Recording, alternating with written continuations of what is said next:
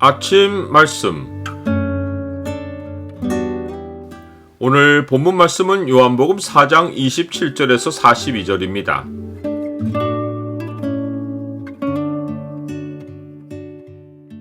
주를 증언함으로 영혼 추수에 참여하라. 오늘 본문을 소망의 창으로 보면 믿음의 참된 내용이 무엇인지가 보입니다. 소망의 창을 보여주는 구절은 4장 42절입니다. 그 여자에게 말하되 이제 우리가 믿는 것은 네 말로 인함이 아니니 이는 우리가 친히 듣고 그가 참으로 세상의 구주신 줄 알미라 하였더라. 예수님은 사마리아 여인과 대화하시는 가운데 그 여인을 영적 세계로 초대하셨고 대화 끝에 자신이 그리스도라고 밝히셨습니다.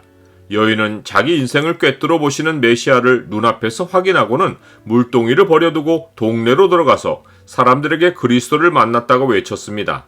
이 일로 예수님은 영생에 이르는 열매 하나를 추수하셨습니다. 추수밭에 떨어진 곡식 알갱이 하나는 아무도 신경 쓰지 않습니다. 이 여인은 마을 사람들에게 그런 곡식 알갱이였습니다. 어쩌면 이 여인은 삶에서 실패의 실패를 거듭한 끝에 사람들의 관심을 벗어나서 아무것도 아닌 자로 살기를 바라는지 모릅니다.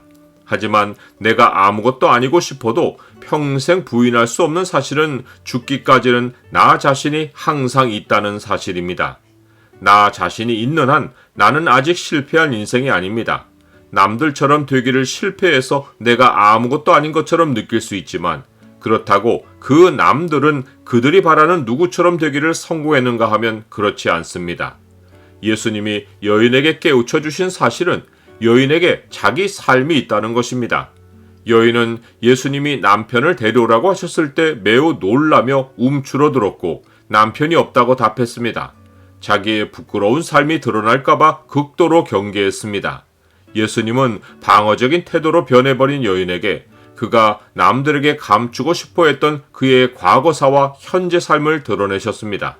이때 예수님은 여인의 삶을 정죄하시지 않고 오히려 여인의 솔직함을 칭찬하셨습니다. 예수께서 이르시되 내가 남편이 없다 하는 말이 옳도다. 너에게 남편 5이 있었고 지금 있는 자도 내 남편이 아니니 내 말이 참되도다. 여인은 자기 사정을 다 알고 계신 예수님을 놀라워하며 예수님을 선지자로 여기고 예배에 관한 대화를 이어갔습니다. 그런데 실상 여인의 마음에 깊게 남은 것은 어쩌면 영적 진리이기보다 조금 전 예수님이 자기 삶을 드러내실 때 자기를 멸시하시지 않고 남편이 없다는 자기 말의 진정성을 믿어주시고 칭찬하셨다는 사실입니다. 여인은 의식하지 못했겠지만 예수님의 칭찬을 들은 여인에게는 지금까지 남들에게 숨기고 싶었던 나라는 정체성이 회복되는 변화가 일어났습니다. 그 증거가 여인이 동네 사람들에게 가서 외친 말입니다. 여자가 물동이를 버려두고 동네로 들어가서 사람들에게 이르되 내가 행한 모든 일을 내게 말한 사람을 와서 보라. 이는 그리스도가 아니냐 하니라. 여인은 자기가 행한 모든 일 때문에 지금까지 사람들의 시선을 피해 살았는데 지금은 자기가 행한 모든 일을 사람들 앞에 공개적으로 말할 수 있었습니다. 이는 예수님이 여인의 마음에 남들과 같은 삶이 아니라 자신의 삶을 솔직하게 보는 눈을 띄워주셨기 때문입니다. 나는 내 삶을 남들과 비교하지 않고 하나님이 나에게만 주신 소중한 나의 삶으로 봅니까? 여자의 말을 들은 마을 사람들도 예수님의 말씀으로 말미암아 믿고 여자에게 이렇게 말했습니다. 이제 우리가 믿는 것은 네 말로 인함이 아니니 이는 우리가 친히 듣고 그가 참으로 세상의 구주신 줄 알미라 하였더라. 우리가 친히 듣고 라는 말은 우리 자신을 위한 말씀을 듣고 라는 뜻입니다. 즉 이들도 각 사람이 주 앞에서 친히 자기 자신을 위한 말씀을 듣고 자기 자신을 발견했고 그 결과 각 사람이 주를 믿은 것입니다. 이렇게 영혼 추수의 열매가 거두어진 것은 예수님이 언급하신 사역의 2가지 원리로 인해서입니다. 첫째 원리는 우리가 양식을 위해 일하지 않고 나를 보내신 이의 뜻을 행하며 그 일을 온전히 이루는 것을 양식으로 삼는 것입니다.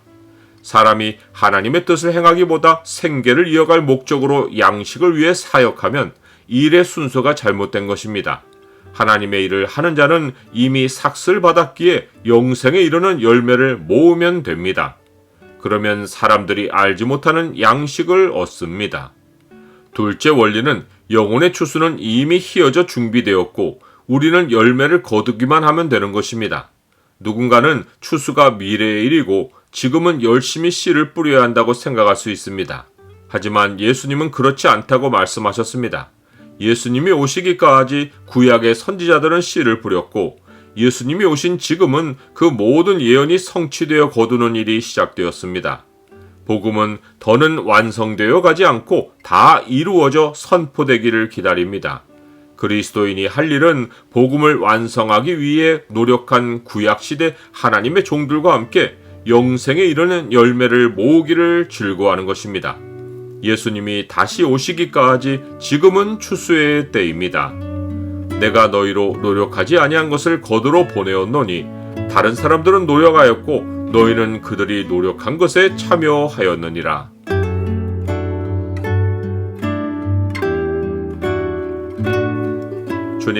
주님은 구약 선지자들이 예언한 말씀들을 다 이루셨고 지금은 주가 이루신 일들을 통해 영혼을 추수하십니다. 누구든지 주의 음성을 듣는 자는 살아난다고 하셨으니 주를 증언함으로 영생에 이르는 추수에 참여하게 하옵소서. 예수 그리스도 이름으로 기도드립니다. 아멘.